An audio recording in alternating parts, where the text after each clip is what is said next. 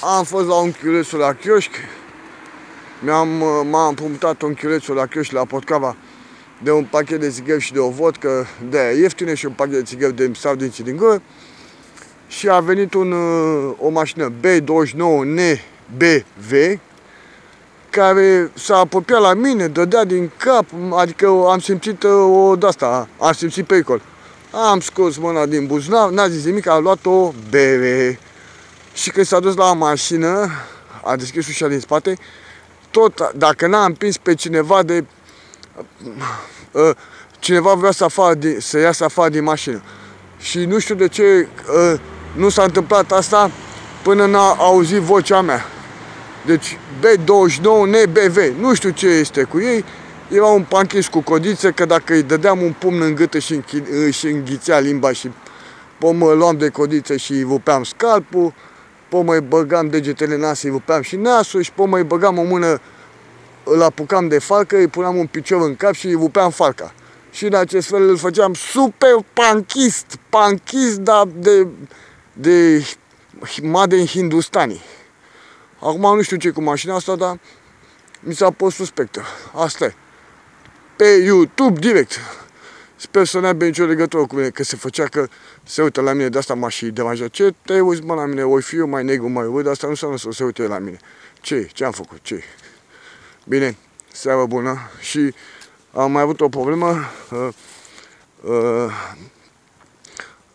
Femeia a coborât și eu chiar vorbeam cu o cățelușă, cu o doamnă, și i-am zis să rămână și ca drept răzbunare a plecat prin spatele blocului pe la ușile de la parter și nici nu mă mai interesează de ea decât să umble bomba, să moară sau să facă cine știe ce, să se răzbună din cauza unor imbecili. Eu mai bine mă dau la o parte, că exact ca în povestea cu două mame și un copil. Una trăgea de copil, alta l-a lăsat în pace și omul i-a dat copilul celui care l-a lăsat în pace. Eu nu pot să trag de ea halul ăsta cum tragă ea. Mă dau la o parte, dar promit pe această cale la teroriștii ISIS și la... bine, acum nu se vede. E cealaltă fată care este săraca, în sfârșit. Așa.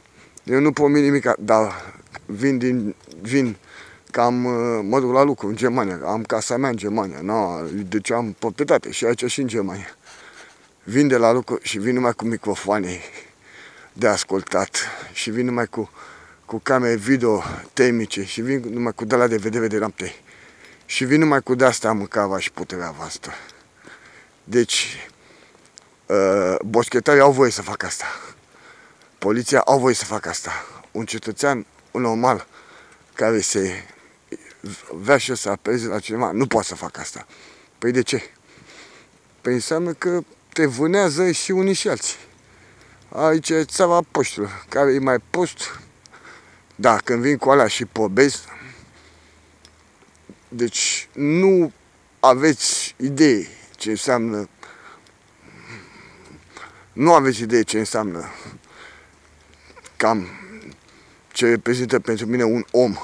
Un om este lemn de foc pentru iad.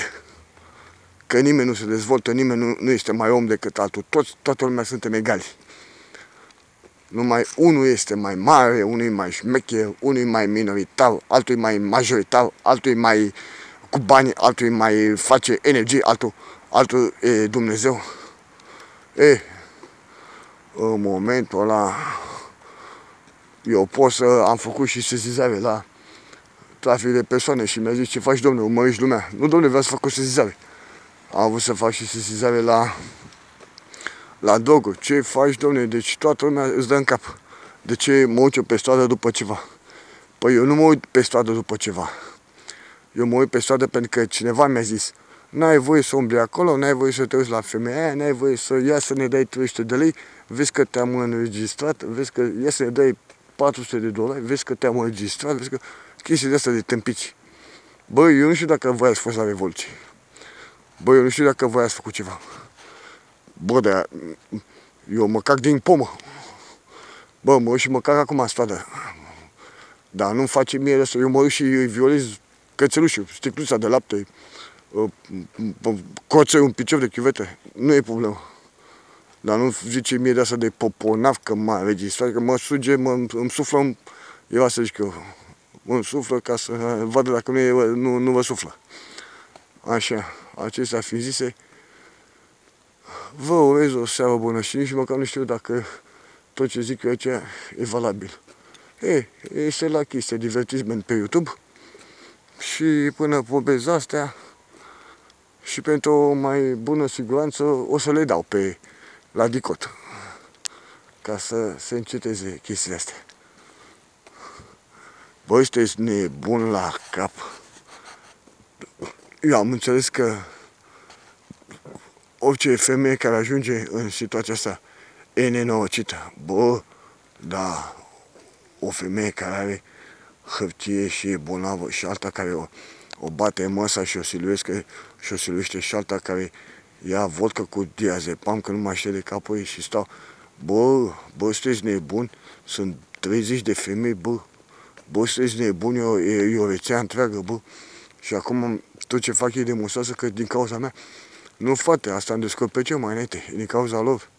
Și chiar dacă întorc vorbele, n-au nicio problemă. Pentru că femeile au acte. Bă, sunteți nebuni la cap, în loc să le ajute statul ca să mai trăiască și ele un pic, le omoară și alții. Păi atunci cerem ajutor la mafia italiană, dom'le, că statul nu ne ajută. Nici poliția te bate, ăia te omoară, ăia te păduiesc, ăia te... Nu? Seară bună, somn ușor. Mare problemă au făcut ăștia din cartier.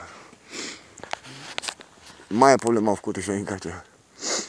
Că eu vreau să aplic exercițiile astea de yoga și de bivolavo de mici copii. Pe copilașii lor vreau să aplic aceste exerciții de mici copii, ca să-i învăț cu limba în cerul gurii și cu futaiul în cur. Să te duci acasă tu, mă, nu eu, mă. Era cineva care vorbea cu mine să mă duc acasă. În acest fel, asta vom face. Seară bună, domnilor, de la Maestru Pif Zen. Cu respect.